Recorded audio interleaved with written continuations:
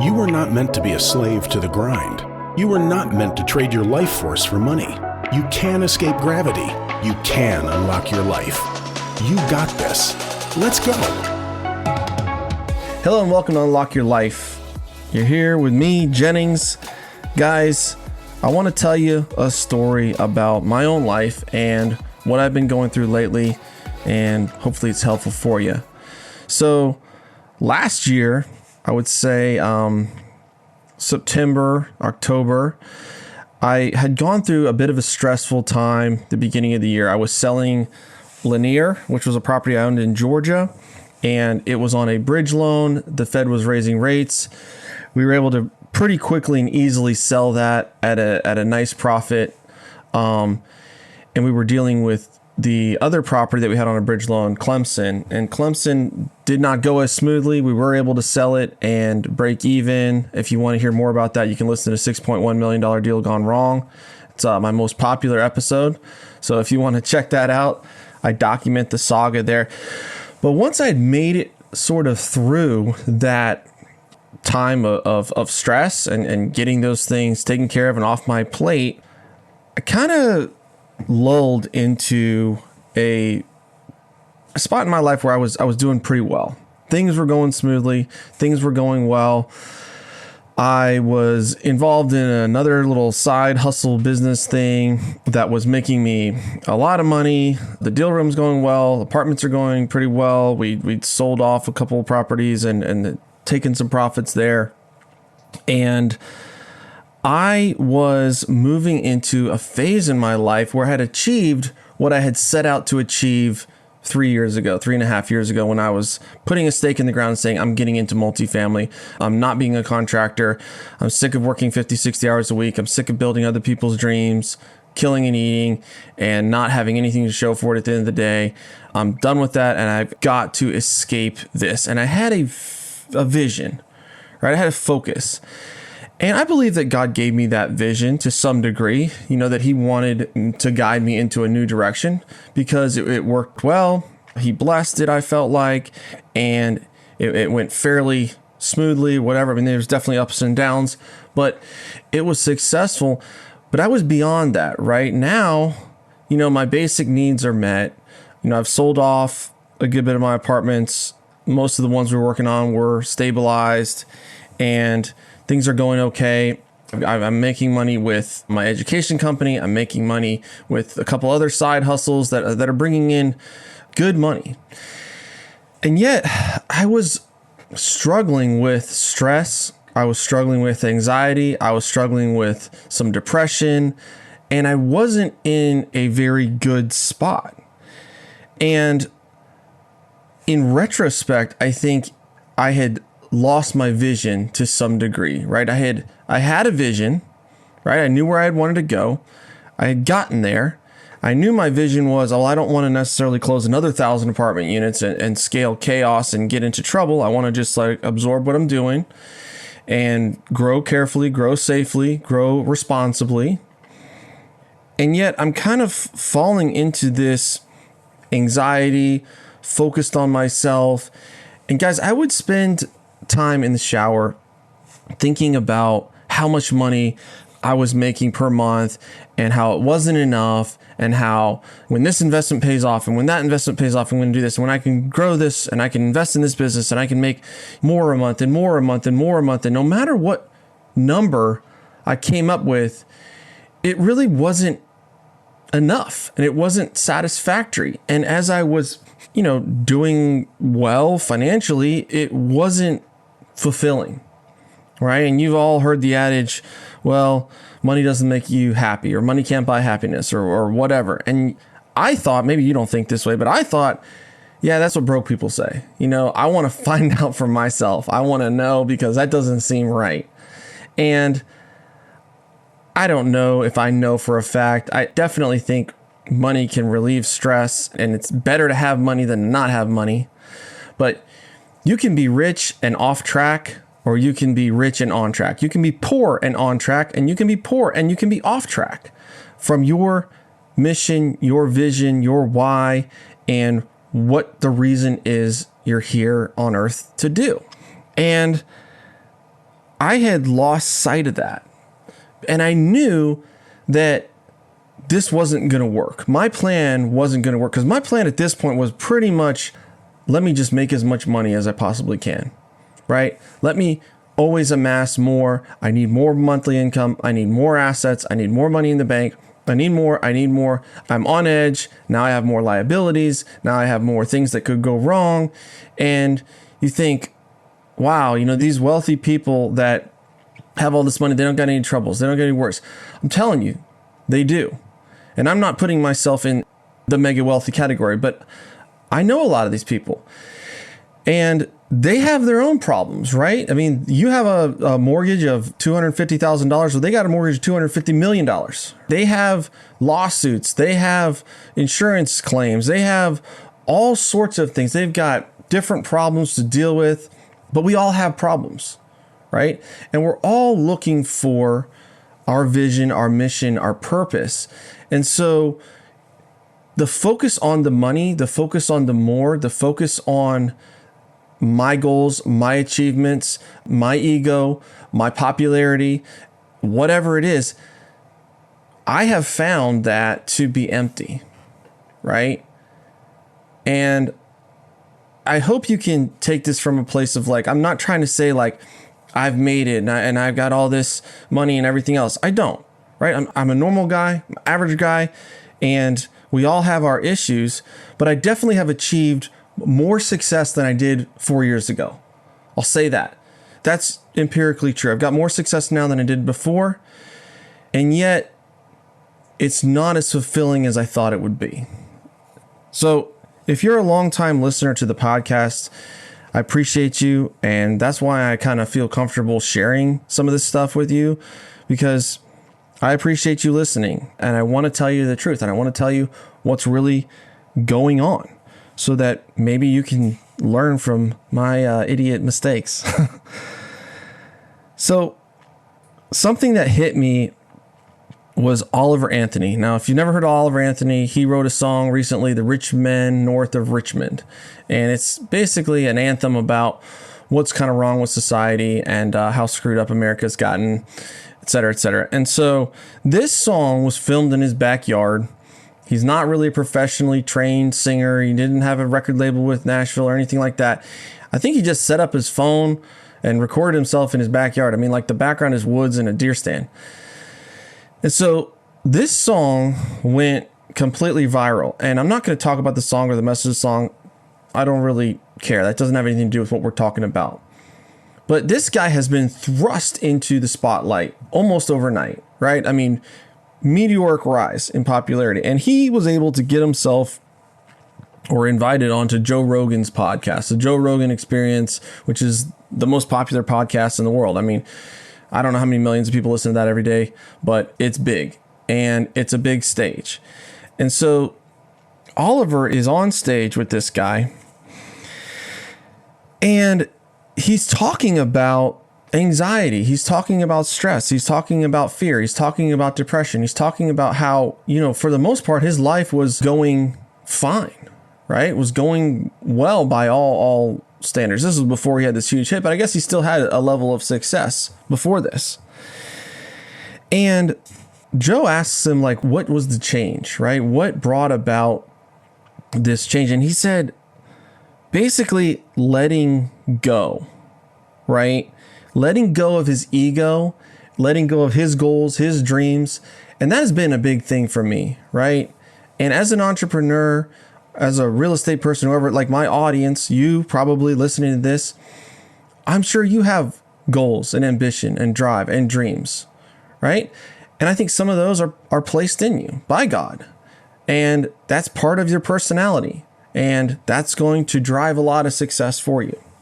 But it's not fulfilling, right? And that's what I'm here to tell you. Because what he's come to is he wanted to serve, right? He wanted to serve. Jesus Christ came on earth in the form of a servant. He left the riches of heaven and all that stuff, and he came as a servant. He spent 33 years of his life serving and made the ultimate sacrifice, sacrificing his life, right? Everything he did was for other people. And he had a mission, he had a vision, he had a purpose. And when he realized, I'm not on this earth to serve myself. My purpose, my mission on earth is not to make as much money as I can. It's not to become the most popular singer-songwriter in the world. It's not to get on the Joe Rogan Experience. It's not to have a #1 Billboard hit. It's to serve. So what am I called to do? What am I called to serve? And I started to think back to the things in my life that have made me the most fulfilled, that have made me the most happiest. And they go back to every one of them tied into servanthood. I mean, I think about my marriage. I absolutely love my wife, Jessica. She's great. She's amazing. And part of marriage is you're getting into a servant relationship where you're serving her. What does she care about? What does she like? What's she interested in? What's fun to her? What kind of life does she want to have? How does she want to raise the kids? How many kids does she want to have? And then kids is a whole nother level of servanthood. You know, children come into this world and they mostly take. I mean, that's just the way it is. Babies come out, they're cute, but they can't do anything. They got to be fed, clothed, change diapers, rock them to sleep, pick them up when they cry, all that stuff. And it doesn't stop, right? All through childhood, there's a huge servanthood component to children, but it's one of the most fulfilling things in people's lives. I mean, that's said over and over and over again. I think about people that I've helped, right? People that I've partnered with. I think about working with Yaden and serving him and growing and building a business, helping him get out of a job that he didn't like anymore. I think about helping my sister Crystal, get into the apartment game, get into self-storage game, facilitating her ability to establish financial independence and move that ball forward. I think about Mohit and Ryan and BJ and all the other deal room people that have closed deals and changed their lives and changed their professions and moved the ball forward with where they want to go. And it really is fulfilling. I mean, I really enjoy helping them and serving them. And so when I let my ego go, right, that I want to have this many doors and I want to make this much money a month and I want to have this much listens and downloads on my podcast and I want to have this much following and I want to have this many people in the deal room and I want to have this much in net worth in the bank and I want to have the jet and the island and the boat and the car and on and on and on and on. Those things are emptiness. Those things tend to only feed desire for more because you think it's going to satisfy, you think it's going to fulfill, and it doesn't. The next thing that he made, the next point that he made, and I want to hit on this for a second. There are things that I need to do. There are things that I'm called to do. And when I quit worrying about me and what I want to do and where I want to go, and I give up my will, that's when everything changed for him. And he described kind of a warm feeling. I don't know if it was a salvation experience for him or what it was, but he went on to say that people idolize something. We idolize our phones. We idolize celebrities. We idolize music. We idolize our achievements. We idolize money. We idolize prestige. We idolize power. We idolize food. We idolize sex. We idolize our attractiveness to the opposite sex. Because innately, human beings, it's just hard for them to be the biggest thing in their hierarchy. And that is why when you achieve something, it's done. What's next? I can't be the biggest thing in the hierarchy. I have to have a bigger purpose than me. I have to have a bigger vision. I have to have a bigger goal. I have to have more stuff. I have to have more money. There's always something above a human being. There's always going to be a pursuit of something bigger in that moment. And so if this is the way that we're wired, if this is the way that we're built, and it doesn't lead to fulfillment, what is the answer there? And that's a tough question, because I don't know your religious moorings, your moral upbringing, your background, whatever. But his solution to that, or his offering of his advice to that, was he was making God and the concept of what God has called him to do here on earth his idol, that was above all. And that was a real game changer for me when he said that, along with all the stuff that I've been going through and God's been taking me through recently. And recognizing that God has something for me to do, right? God is not just this afterthought. He's not like my buddy that I listen to every once in a while, like, oh, well, what do you think? No, he has a purpose. He has a calling. He has a vision. And the first step of that, I feel like, was he was calling me out of construction. He was calling me into multifamily and real estate and building a better life for my family and influencing a whole lot of other people to build, better lives and wealth for themselves. And I sort of lost sight of that. And so now he's refocusing his will and his vision and his calling for me at this point. And it's taking it away from like, how can I make more money? How can I close more doors? How can I grow my businesses? How can I make more passive income, et cetera, et cetera? Because the money, when it's focused on, is empty. What is his will? What is his call? He has something here for me to do. He has lives that he wants me to impact. He has people that he wants me to help. There are people out there that are crying out, needing help financially, needing mentoring, needing advice, needing a friend, whatever that is, and paying attention to and focusing more into what is that calling from me? What is the next season of my life, the next 10 years? What is he calling me to pursue and put as the center of my life as an idol? I mean that as an idol to replace my will, my achievements, my ambitions, where I'm going, where I want to go. Because there is a bigger purpose. There is a bigger vision. We are not it. You look around at the world, you look at the cosmos of space and time, we are not the center of the universe. And my challenge to you, as I'm challenging myself, is identifying what is my vision? What is my purpose? How can I help? How can I serve? Right? And clarifying that so that you don't get to the end and it's empty. The first episode that I did on this podcast, if you go back and listen to it, is a pocket full of money and a house full of strangers. And it's idolizing your goals, your dreams, your vision, your money above all else and destroying relationships in the wake of that. And getting to the end of the life where it's like, hey, I did it. I made it. I climbed the top of the mountain and he who dies with the most toys wins. I won. No, you didn't.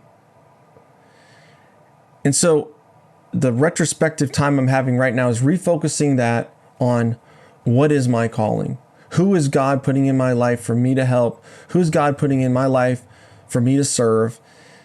And his plan, his vision, his mission for me is far better and far more fulfilling than anything that I could dream up or cook up on my own through my own strength, and focusing on me as the center, because that only leads to anxiety, depression, fear. It doesn't lead to where we want to go, a fulfilling life, fulfilling our purpose, helping other people, serving other people.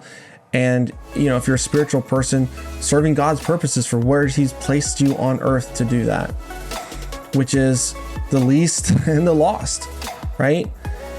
And you get too far away from that and too callous to that, where it's all about you, it's a recipe for disaster. So guys, I know this is a little bit different episode today. Hit me up. Shoot me a DM if this was helpful to you, if this struck a chord with you, and I appreciate you listening. Guys, have a great week and take a minute to unlock your life. Peace.